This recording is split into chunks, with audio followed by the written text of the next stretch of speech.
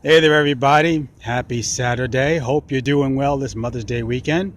Happy Mother's Day to one and all.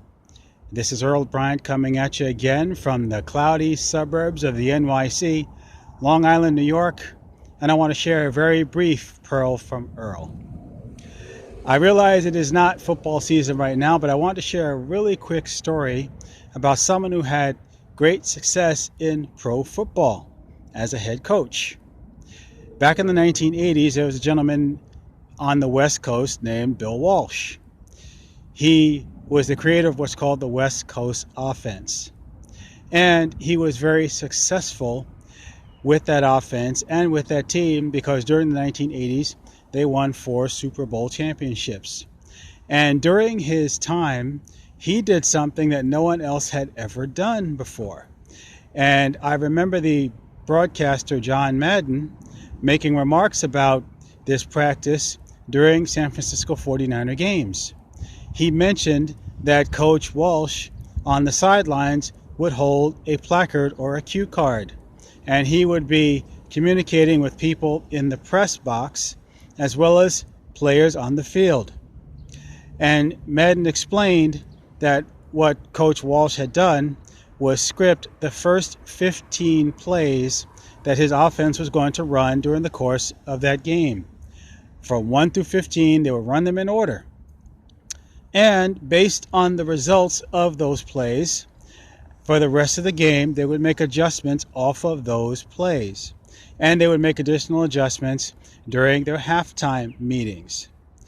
But the practice became not only commonplace, but very successful because, as I said, Coach Walsh not only had postseason appearances quite consistently during the 80s, but the 49ers won 4 championships during the 1980s.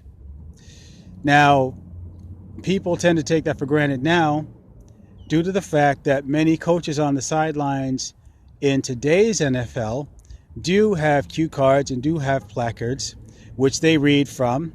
And that is due in part to the fact that many people who worked on Bill Walsh's coaching staff during that time went on to take their own head coaching jobs, and they took that practice with them. The practice of scripting, of writing down these plays. And they've had varying degrees of success doing so, just like Coach Walsh did. In fact, Coach Walsh was known as the genius, and there are few that would dispute the fact that he was extremely intelligent as well as extremely successful. Now, you might wonder why I would bring something up like that now, considering the fact that it is not football season, and considering the fact that it doesn't really seem to have anything to do with anything. Well, the reason I brought that up was because of a talk that I heard within the last day or two, which inspired me to point this out. A young lady that I know, a very good friend of mine down the DC area, talked about the practice of scripting, and she began to use it in her own personal life, and she's beginning to get some success from the practice. And then I'm further reminded, last summer, I had a little mini adventure regarding scripting myself, where I planned to do something ahead of time, and within a very short period of time, less than 3 months' time, I was able to carry out what I had planned because I had written it down. Now, I don't know everything about scripting. I do know from the few people I have spoken with that it's the practice of writing down today what you plan to carry out in the very near future. They call it a way of bringing the future into the present, and you don't use terms of future tense as in I will, or I hope to, or I plan to. You talk about your future as if it's taking place right now. Another friend of mine called it getting the feeling ahead of the event. And the reason that feeling or emotion is so important is because gentlemen like Napoleon Hill of Think and Grow Rich fame have said that when you put your thoughts on paper, when you talk about with intention those things you want to accomplish, what you want to do is mix that with emotion, because emotion makes those thoughts vivid. It literally brings them to life. And you make your future present. You bring your future into the now, and you imagine your future as if it's taking place this very moment. In fact, those of you who have heard of Robert Kiyosaki might remember that his rich dad always forbid him to say the words, "I can't afford it," whenever Robert wanted something. He always told Robert, as a point of challenge, to ask himself instead, "How can I afford it?" And in so doing, Robert got into the practice of imagining in the present what it would be like to have that which he was seeking, because his mind would start thinking of ways to create solutions to the problems that he was facing and to bring that future reality into the present as if he was experiencing it and enjoying it and accomplishing what he had sought at this very moment. Now, this might not seem to make a lot of sense to you, at least not right now, but what I would recommend to you is to do a little research on the practice of scripting, on the idea of writing down today what you want to experience in the future and writing it down as if you're experiencing it right now, in the terms of how you would feel to have that, what it would be like to experience it, to see it, to touch it, to taste it, to smell it, to experience it vividly. Because I can tell you from personal experience, if you only think about it mentally, it will slip your mind. But if you mix your emotions into it, it becomes vivid, and it becomes what Walt Disney called back in the day, living color.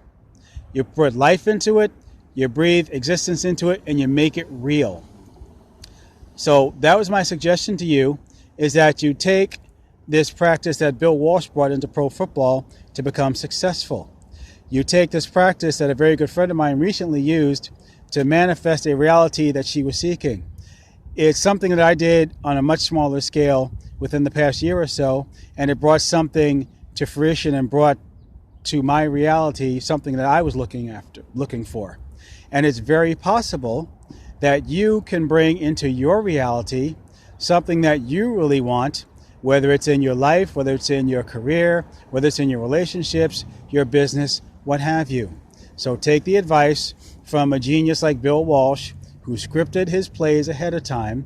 You can script your plays ahead of time, and even if things don't happen exactly the way you wrote them down, you still have the opportunity to make adjustments so that you can craft and create the reality that you're looking at, that you're seeking, that you want. And eventually, you'll be able to get your own share of success and pass it on to others, and you can be an example to them and inspire them and let them know what can be possible in their lives as well. And that is today's very short, very sweet, and very simple Pearl from Earl.